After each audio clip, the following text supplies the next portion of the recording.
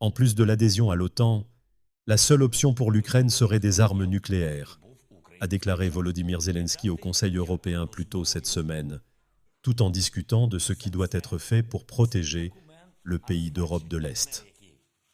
Comme on peut l'imaginer, la déclaration a eu un impact balistique. Plus tard dans la journée, lors d'une réunion avec le chef suprême de l'OTAN, Mark Rutte, Zelensky a dû expliquer que l'Ukraine n'a jamais discuté de la préparation à produire des armes nucléaires ou à construire une bombe nucléaire, écrit Euronews, relayé par Buzz+. Nous ne construisons pas d'armes nucléaires. Ce que je veux dire, c'est qu'aujourd'hui, il n'y a pas de garantie de sécurité plus forte pour nous que l'adhésion à l'OTAN, a clarifié le président ukrainien. Le ministère des Affaires étrangères ukrainien a même publié une déclaration disant que Kiev ne prévoit pas de développer des armes de destruction massive et reste engagé envers la non-prolifération nucléaire.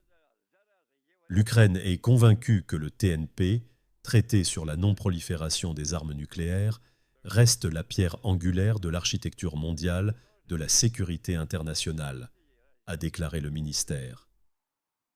Il est rapporté que Zelensky a ensuite dû expliquer davantage qu'il illustrait à quel point les choses étaient terribles pour Kiev en se référant au mémorandum de Budapest de 1994, qui a vu l'Ukraine renoncer à son arsenal nucléaire en échange de garanties de sécurité de la part des grandes puissances nucléaires, y compris le Royaume-Uni, les États-Unis et la Russie. Laquelle de ces grandes puissances nucléaires a souffert? Toutes? Non. Seulement l'Ukraine, a déclaré Zelensky lors de la réunion du Conseil de l'UE à Bruxelles.